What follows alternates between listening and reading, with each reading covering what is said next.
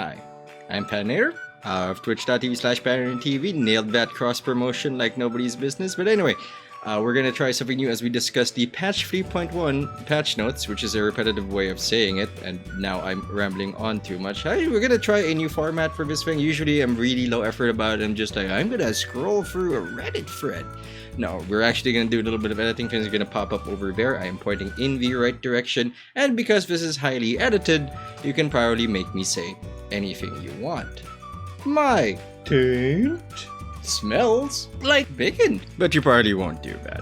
We're not going to discuss the entirety of the patch. Much of the touted 256 card changes were actually mostly +1s, -1s, and don't get me wrong, those changes are big. Those changes have changed the average number of power that you can expect in a play. Those have generally four provision cards rather have gotten a lot stronger. A lot of cards have gotten weaker because of it. They did not need to adjust as many damage cards as you would think they would have needed to. Most notably, Swears is kind of in trouble, but we'll get to that when we bring him up. There's some interesting arithmetic here. Neutral toll removal as a whole has been nerfed. Geralt and his best friend, well, it's not his best friend, but it's a guy that does the exact same thing, sort of. Ike of Denial.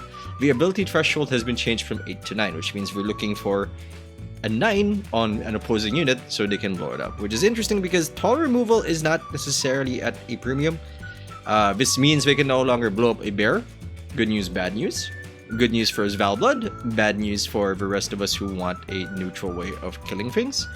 8 is also a pretty common number. The ghoul, when it eats a ice giant, for example, it is a 8. Usually, though, the ghoul is a 9 because it eats a griffin, not an ice giant. But we'll get to ice giant because that is also a card that got better.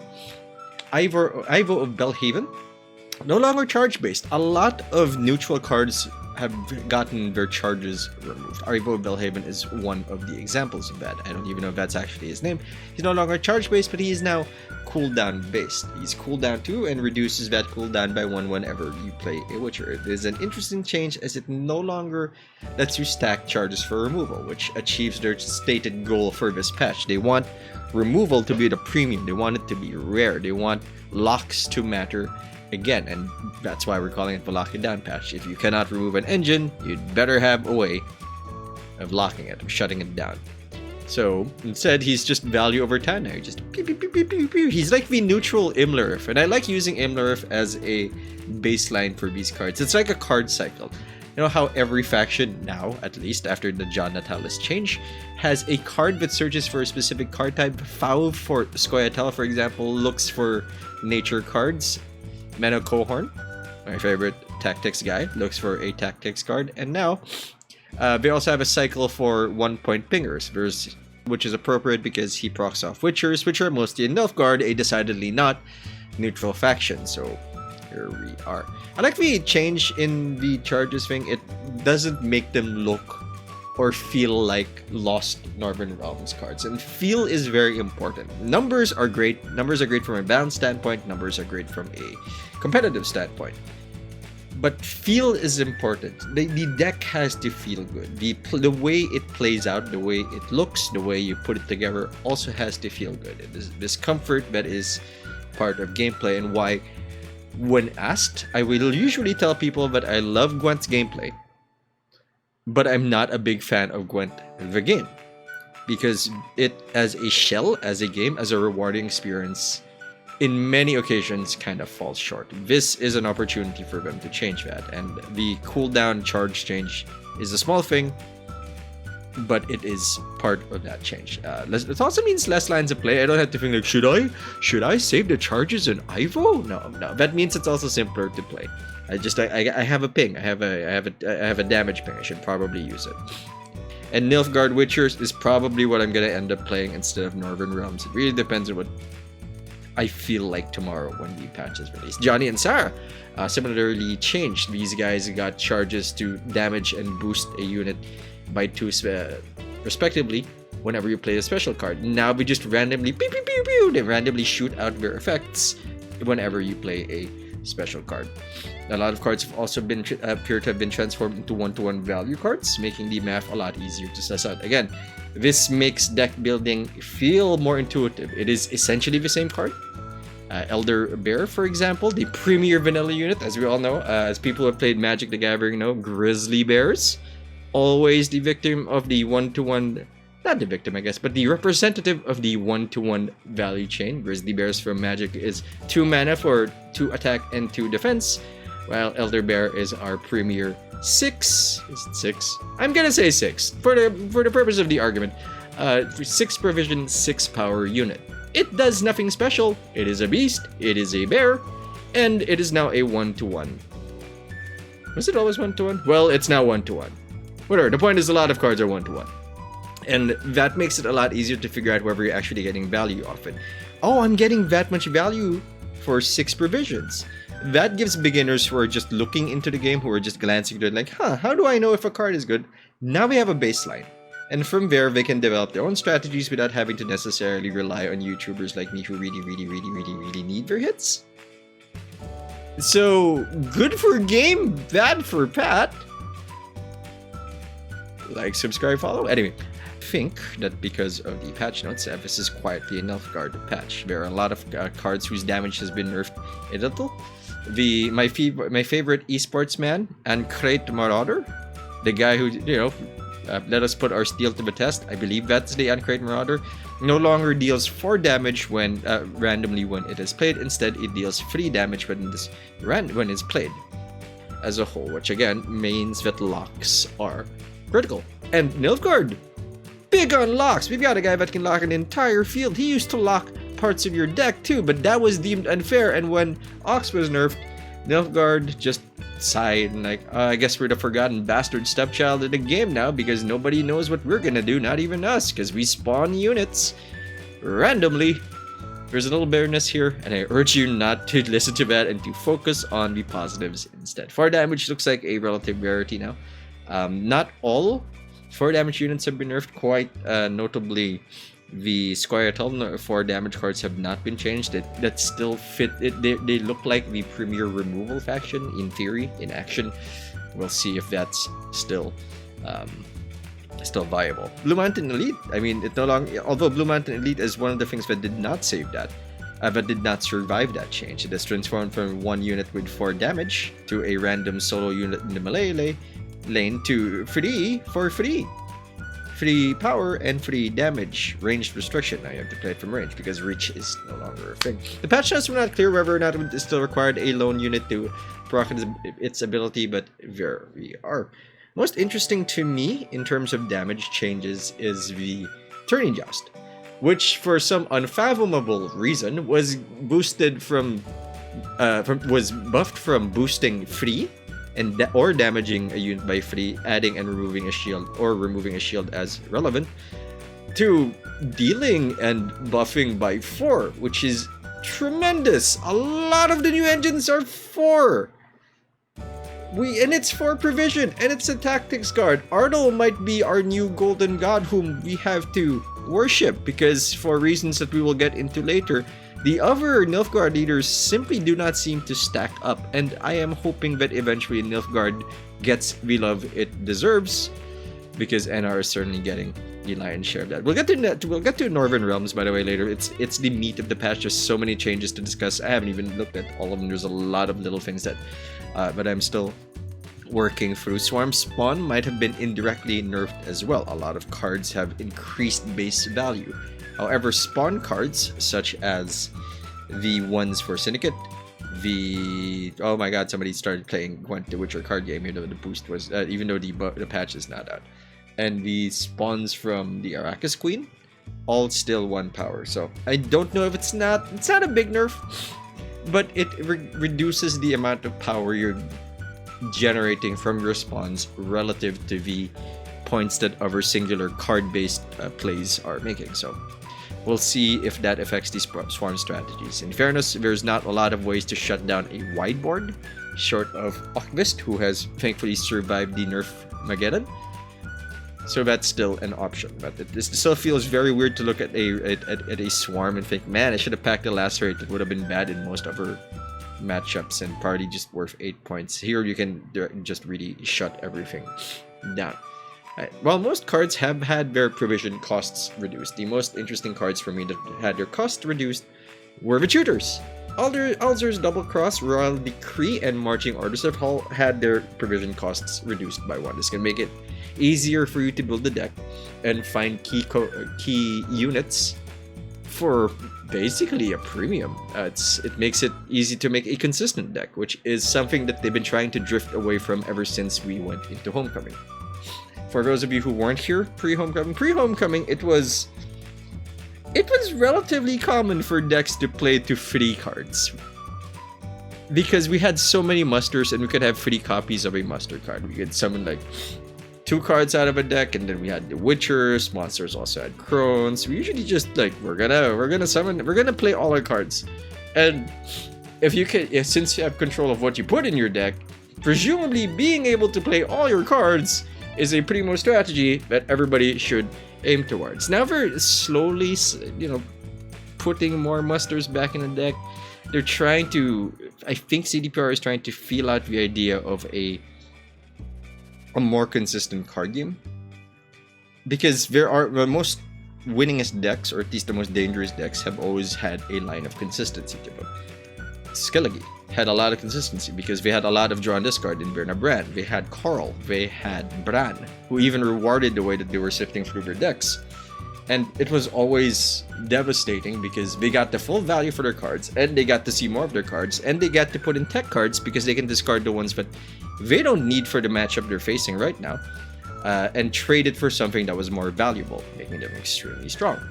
And now we might have, while I think Bran is still gonna occasionally draw their deck to 0, fill up their graveyard, and boost a bear, I think it's nice that other factions, since all these search cards that I mentioned are not basically neutral, but they're literally neutral, are now more easily available, more easy to put into a deck.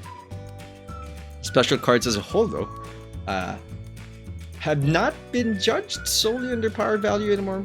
My tent pole for this has always been Alzur's Double Cross. It used to be a 6 provision card, special card neutral, that shot somebody for 5 damage. And I've always found that weird. I always thought that the issue with it was that it was 5. It could kill a lot of engines, even the bigger golden engines, just by like, pew! I've got an Alzur's Thunder, sorry about that. And the weakness for special card removal is that it does not improve your side of the board. If the other guy was ahead, you could not play Alzur's Thunder on a critical 5th card or 4th card, depending on whether or not you went with blue or red coin. You could not play that and then reasonably get ahead unless that was exactly also 5 value between you and them. And that always made removal with a body a lot stronger. It made mid-range possible because they could combine tempo with control. Cards like Regis Bloodlust would make. So with Regis Bloodlust, you get to remove an engine, banish it forever, and then you have 4 points of value on your board sitting there contributing to the round win. I don't know if it's gonna stay this way, but it is nice to see special remover cards getting this treatment because, again, they're not making bodies. Free is now a rare value for a card. Like, you have to do something amazing, like something busted, for you to have free power, because a lot of damage is stuck at free. Spheres is a premier example of why they moved engines past the free power point, and an example of the greatest victims, one of the greatest victims of somebody else's war. He was he was an auto-include in a lot of Nilfgaard decks. He was a good Vivienne de Tabris target. He could steal a critical engine, ruining somebody's day. He could bypass shields, and you could use the engine most of the time because he doesn't lock it. And that made him an incredibly powerful card.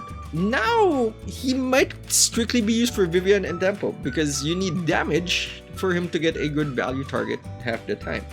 So, I'm sorry, Spheres. I'm sorry, Nilfgaard. We're just gonna have to hold on until things get better for us. Skellige's power changes are the ones I'm most keeping an eye on. We're not going to discuss all of them. or even some of them apparently. Notably, Svalbard Priest remains largely untouched. Oh my. Svalbard Priest. I like seeing it, I like playing it, but it doesn't feel good. It feels unfair because a lot of the removal cards now more limited. In fairness, there are not a lot of removal cards that could actually touch good old Svalbard Priest because he starts at 5 if he has a target, and any Skellige player worth their salt would have a best friend for this Svalbard Priest to punch, usually a Herald spell, so that he gets even more value out of it. Now, the reason I'm looking at the Skellige power changes the most is because they're the ones that look at base power the most. They like damaged units, and if there are bigger damaged units, there's more power for them to draw on. There's more.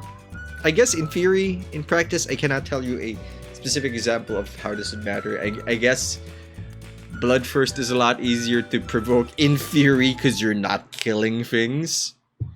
Happy Sad, you're killing less things, but you're provoking more Bloodthirst. I mean, what's his name? Madman Lugos? Lugos. Madman Lugos is now a melee lock dude that does the same thing and is now cheaper. He is now 8 provisions. So you might get more value out of that. We'll see. Okay. Oh lord. Okay. Now for the meat. It's Northern Realms. The star of the show for the next 2 months. Get ready for that fucking nightmare. They have a bunch of new keywords. We'll go through them very quickly. Added a new keyword, Inspired, which is just a keyword that refers to the fact if something has power greater than its base power, it is inspired. So whenever it is essentially boosted. Not when it is boosted, when it has the status of being boosted. I can now see why they needed the keyword Inspired. A lot of the changes to the Northern Realms cards are just adding that. Prince Anseis most notably just now has Inspired instead of like, if he is boosted, it's a lot easier to suss out. It's a lot easier. Keywords are great for keeping the word count down on a card's text. So, goes to that. A crew, which means it triggers an additional ability or changes one of its abilities when it is placed between 2 soldiers. So, while a interesting card and it requires a bit of setup, and 2 soldiers might be a lot easier to put that play down because less things are gonna presumably die, but who knows. Resupply. You trigger that ability whenever you play a warfare card, which is a new card type. It is a new card subtype, much like Siege End. It's just a tag, something to tell you that hey, this is a warfare card, and thus can be searched, such that now you know that Jonatals can look for it. Alright, how's it up? Yeah, let's get started. It lost its zeal, but it gains a point of power and has her cooldown improved by 1. So every turn you're gonna throw a charge at somebody. This is more in line with things that we've seen from the Syndicate and gives Northern Realms a less mentally taxing way to calculate the amount of power your engines can actually make. Which is nice, because I didn't want to do like, this card, I play it now, and then 2 turns from now I get a thing, which means I get 4 damage, and like, we don't want that. There is enough math in Gwent. There is, I'm not gonna say too much, but there is enough math in Gwent without me having to figure out what my cards do. Now I'm sure of what value it's gonna make, which is great. It also makes my spreadsheet a lot easier to suss out, and thank God I didn't fill that out, because a lot of it would have been pointless. Anna Stranger now also boosts the unit to her right whether or not she is inspired, and then gains her original ability when she is inspired. Actually, she's basically the same with an additional ability. So Anna, good job. You are now super relevant even outside of a Mave deck, or when we face the inevitable swarm of usurpers who think they're being clever. Usurpers, by the way, traditionally not great against engine decks, because it can't make power, which is my concern with Northern Realms. Even if we run Nilfgaard against them and we lock everything, their units are probably bigger than ours. Nilfgaard does not have tempo. Please send help. Ballista is now a 3-star 4 provision card with deploy, damage a unit by 1 order, and damage a unit by 2. Tricky bit of 6.4 provision shenanigans, but I like it. I also would encourage you to listen to which cards now have 4 provisions. What Northern Realms and a lot of other decks actually have are now 4 provision cards that are not deploy based. And if a 4 provision card exists and is not deploy based, it is a portal card. And a lot of that shit can get out of hand. Because Portal is great fitting. And if you can pull out an engine with that card, boy howdy, nightmares will ensue. That's one of the greatest Henselt plays. Just like, bam, you got two engines on the board. What you gonna do about it, huh? You can't kill them all, which is not a good approach to life. Nor is it a good approach, that Area 51 nonsense. Jesus, yes, we can kill them all. Jesus. Banard Tutor, now a 2-star 4 provision card that boosts an allied mage by 4 and deploy. I have no idea what it does. Something about charges and boosting it by the number of charges that the unit had. If I were to make a prediction, and I will, I would say that Mage Northern Realms decks might be what we're looking at, because the Centurion Spellweaver has not been changed, and a lot of the mages have been changed and have gotten stronger. Centurion Spellweaver can kill shit dead. That's the thing they wanted to not happen. If we can consistently get Centurion Spellweaver, not Spielweaver. He does not create spells and talks you down, which I guess is true if he was casting a spell with a verbal component. So I guess Spielweaver is still correct. Quote me on that. Yeah, it can deliver a surprising amount of damage, and I think it can have enough damage to really shut down an opposing board. It can probably still wipe it. So if we are gonna play NR, I'm probably playing mages, probably with full test. Battering Ram has transformed from an artifact removal card into one of, oh my god, one of my favorite cards in Gwent. It's super flavorful, and you know I like flavor because I like eating in buffets. Order, ranged, move self to the melee row and damage the highest enemy unit by 3. Crew, gain zeal. It's a battering ram. You have to put it in the back and then bam, it just smashes some other dude. Which is not how battering rams work, but we don't have walls in Gwent, so I'll take it. It's also nice that the imagery is, if there's no crew, if there's no 2 soldiers behind it to push it down the hill, you just kind of put it on the hill, like, I hope it rolls down and kills somebody. Oh baby. Interestingly, it also damages the highest enemy unit, so it can't really be used as removal. But hey, it's a battering ram. You take what you can get. Is it playable? I don't know, but I'm gonna play it because I think it's cool, unless we go with mages, and it's not gonna make it because it's not a mage. Black Rayla! Changed from counting humans on your side of the board. It is now a 5 power card with provisions of 8. Ability has been changed to Order Melee, damage your unit by 1, cooldown 1, inspired, damage your unit by 2 instead. Another triggered engine. Look, it's an MLRF, except it likes being boosted. I'm gonna scratch my leg now and fall out of frame, so we're just gonna have to deal with that. And because 2-point engine, this is a bit bigger than it sounds, as 2 points per turn is actually hard to come by. And it's not like Anna that needs 2 friends to be like, oh, I'm working as hard as I possibly can, sir. Please give me that Christmas bonus. No, you just need somebody to punch in the face. It is a punchier Anna. Quote me on that. Bloody Baron, embarrassing the ever-living shit out of Nilfgaard, because why the fuck not? We're the bastard faction. I guess we can spawn that if we have the right cards. Power 7, provision 10, now a soldier. Formation, so it can get bigger or gain zeal. Order, restore a unit to its base power. Fuck you, Peter, because this guy's got 7 stir. He's even okay, like, well, I got nothing to reset. Bam! I'm gonna Bloody Baron. Inspired. If the target was boosted, you can also bleed it out for a duration equivalent to the amount of boost removed from it. So not only is it a better Peter, it is also a slow Becker's Dark Mirror. I prefer the term Becker's Twisted Mirror, but they changed that for reasons I will never understand. It's a Peter on steroids and is a big stick. Jeez, it weirdly feels like a very good anti-Northern Realms deck, because Northern Realms is, you know, aside from monsters, is the faction but likes getting bigger. And now we have this.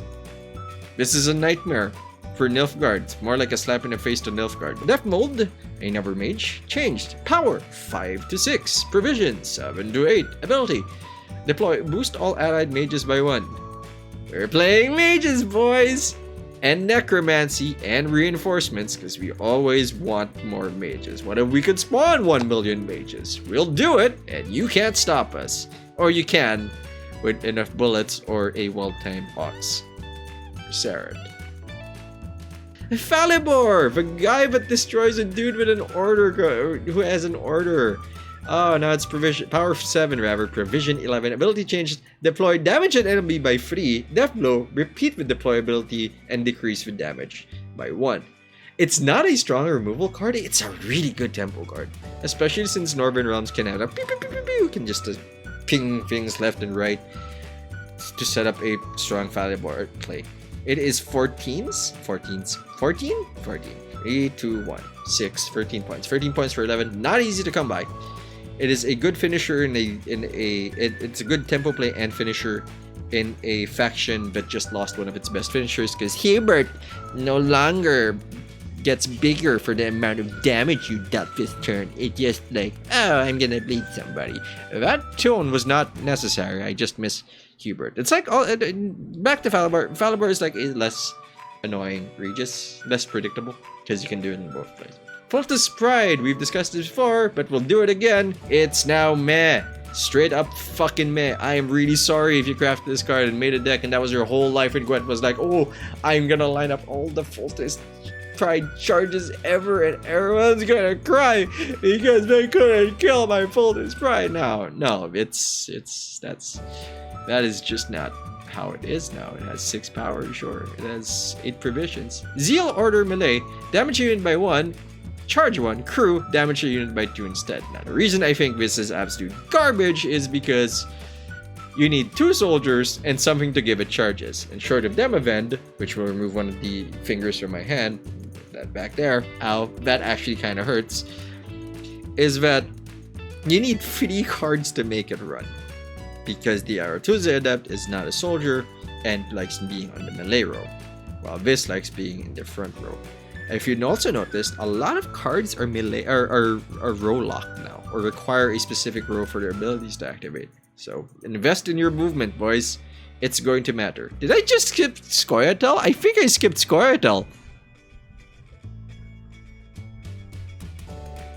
I did.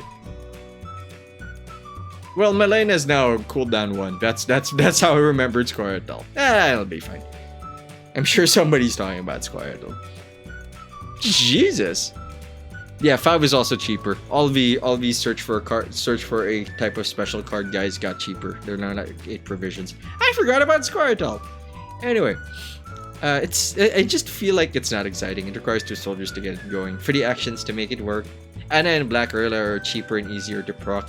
They're for very different decks. This does not fit in a Boosty Boys inspired deck, while Anna and Black Gorilla do. I just don't like it. I'm sure someone's gonna prove me wrong. And I'll be happy to see it. I'll be real proud of you. You proved me wrong. I just don't think you will. I feel like you're winning with extra steps. I guess it's cool. Forbidden Magic. Ability has been changed. Damage an enemy by 2. Meh. Death Blow, spawn a kid when you're evident and summon it to a random ally row. I mean, I'm gonna say it's a lot better than it looks, and it looks like a winning lotto ticket. This is... if they give you a target, you kill it, and you make an engine. And unless I'm super goddamn mistaken, and I don't think I am, the Kaedweni Revenant is still an engine. Because it can ping and create more Kaedweni Revenants who will continue to ping and ruin everybody's day. Now I have to double check this, because that seems way too strong for what this is. Kaedweni Revenant, how are you doing today? Are you still doing the same thing? Jesus, we're gonna discuss Nilfgaard later, but only because looking at Nilfgaard just makes me sad. Holy shit. Don't look at Nilfgaard. Don't look at Nilfgaard. Don't look at Nilfgaard. Kaedweni Revenant, Drug, Cursed Knight, they're just a... Kaedweni Revenant, by the way, is still a 4. Rather, it's still a 3. So it's not... It's relatively easy to kill. It's relatively easy to kill. A lot of things still deal 3 damage. So it's not like it can get out of control easily. But I hope you got 3 damage, otherwise this is gonna get out of hand really fast. It also says you have 4 Kaedweni Revenants in your deck. That's bonkers. So we're probably gonna do mages Kaedweni. We are building a deck as we're doing this. Karamet's Bizarre. 7 power now from 2. Provision 9 to 10. Ability change to deploy. Give vitality to adjacent units for a duration equal to their base power. A resounding meh is my first instinct, but I might still be in the mindset that units are easy to remove. So, could be good, could be meh. I don't think she's gonna be your first choice for anything. If you have a lot of inspired cards or cards that want to be inspired, she's probably great since it procs at the end of the turn, can activate them in the next round. But order of play seems very weird for Karamets. It really shouldn't be Northern Realms, I think. King Foltest. Provision has been improved from 14 to 15. Ability tweaked. Order. Boost an allied unit by 2 and give it Zeal, charge free. I was asked today, some people asked me today, like, so how long do you think before Foltest is hotfixed? And I said 2 weeks, because that's usually how long it takes for CDPR to hotfix this. But I don't think he will. He looks beastly in favor, 6 points of power and Zeal. Looks amazing when comboed with the duelist Selkirk and Ansace. Because now, like, Selkirk duels for 7, and Ansace duels for 6. Brutal. It's just straight up good. However, I don't think it's broken. I could be spectacularly wrong. There could be a lot of other things that could they could potentially justify not nerfing it. It's not. I think I'm missing something. I feel like I'm missing something. I don't think it's gonna get nerfed. I think it's strong. I think it becomes premier because it's more consistent. It's bursts of power. It gives them a short round. Okay, I'm convincing myself now that it is actually a good card. Yeah, it's great. King Henselt has been nerfed as a whole. His provisions have been reduced to 16 from 17. Ability has been tweaked. Order, play a copy of an allied unit on the battlefield from your deck, boosted by free and give it Zeal. It's not as big as nerf as it sounds, as a lot of bronzes have been changed, have had their powers improved. Not Kaedweni or Revenant though, which is my favorite target for Henselt. So he's still okay. I think he's still eminently playable. Prince Stennis, oh baby. 4 power, 8 provisions, deploy melee, boost an ally by 4, deploy ranged, boost 4 allies by 1. Good for inspired decks. I noticed that they removed the charge from him, which is, I guess, fair. I guess it cleans up what deck he could be in. You can't just like, in a Boosty Boys deck, I guess he'd be here. In a charge deck, I guess he'd also be here and would play this role. Actually, it's probably only in charge decks because it feels wasted not to use those charges in somebody. Prince Ada, provision 16, ability change to order damage an enemy unit by 8. Death Blow. Give bleeding to adjacent units for the duration equal to excess damage dealt. It's not bad. It gives her overkill shot a lot more power. Because you can multiply the bonus damage. Let's say there's a 4-4-4. You hit the middle unit for 8, and both of the adjacent units get 4 bleed, which means that's 4, 8, 12. You get 12 points of value when you should have only gotten 8. Right? Yeah, that's pretty good. Right? Math is hard. Priscilla ability has been changed to formation order. Give a unit 1 charge, cooldown 1. Inspired, give a unit 2 charges instead. That is a unit you want to kill. You don't want somebody tossing out 2 goddamn charges each time, especially if they can find a way to turn that into 2 points of damage, which is actually kind of rare and I'm not sure is actually possible. But Priscilla likely needs to die whenever you see her. Queen Kalanth. Oh, Aedes Kalanth. Ability change to order, play a Northern Realms faction card from your hand. Draw a card of your choice. So she's a tutor that can create a 1-turn combo. Is that what we're saying? Is why even play Jan Calvier? That's my problem. Why even play that? Why does Morvern exist? I was born into the NG Black Sun, and now here we are, Northern Realms doing our thing better. Reinforced Trebuchet. Add Siege Engine, ability change to range and turn in damage a random unit under range roll by 1. Inspired, damage a random enemy unit instead. So no longer can people dodge your trebuchets by being in the back, by being in the melee row. Now they gotta fight you. And you know what? It makes Alba Spearman look like a pile of crap!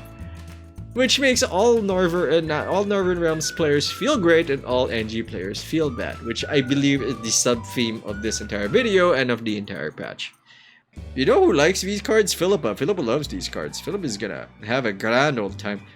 Thaler, oh my god, we're gonna see him again. I think he's gonna see play because he's now power 5 provision 8 formation. Order, give 3 charges to an allied unit. 3 charges is nothing to sneeze at. Much like the Wu-Tang Clan. If it were censored.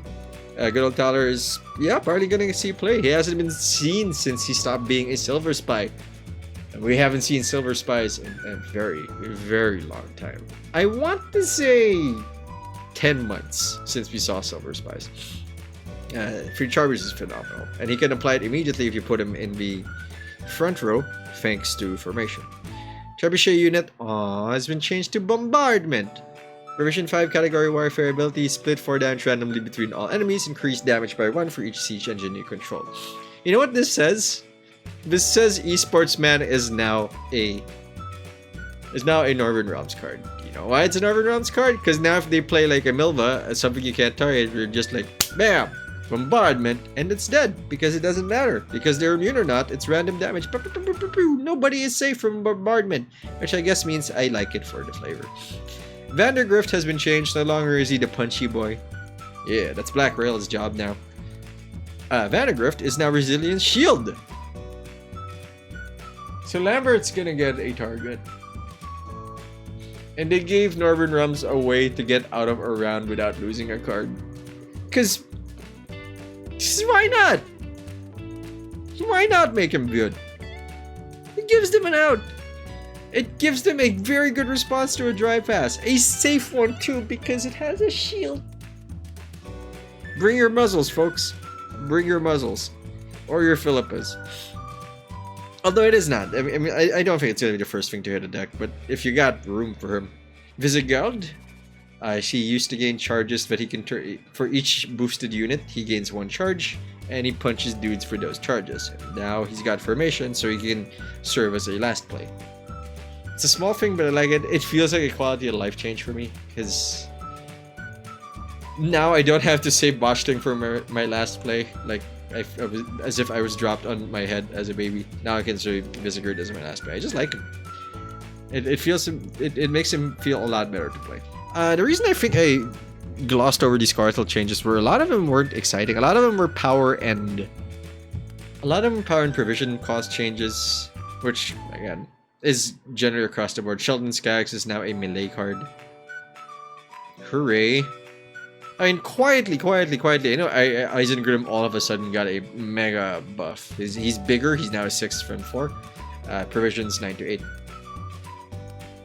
Hooray, elves! You're not gonna see more neophytes though. I feel like of all the Nilfgaard leaders, the one that got away, that went out with the win here is Ardal. Because Ardal's tactics cards are a lot cheaper. Assassination is now a 5 provision card. Where are you? Where's my best friend? Where is it? Imperial Decree? Imperial Diplomacy. 6 to 5, so it's a lot easier to fit in cards, and that was always a problem with the Ardal deck. The tactics cards were just too expensive, and now that they're slightly cheaper, you might be able to put in more high-end plays without sacrificing the size of your steel. More interestingly, Experimental Remedy Alchemy is no longer an alchemy play, it is now a tactics card. What? Additionally, the Assimilate deck looks like it's a lot stronger than before, because a lot of the tactics cards, the generation cards, are also cheaper. Not Bribery though. Bribery is absolutely not cheaper, but Imperial Diplomacy being a 5 provision card is certainly a good sign for them. Mana has been cheaper. Nausicaa Brigade no longer has reach. Nilfgaardian Knight is now at a 7. Wow, nobody asked for this. Spears is now 8 provisions. That's kind of okay, because he can generate 9 power for 8 if he gets a Premier Steel. I guess they found that it was okay because we're no longer thinking about the engine seeking steel. My hand looks tremendously huge from this angle. Oh yeah, the Syndicate, I guess that's also a thing.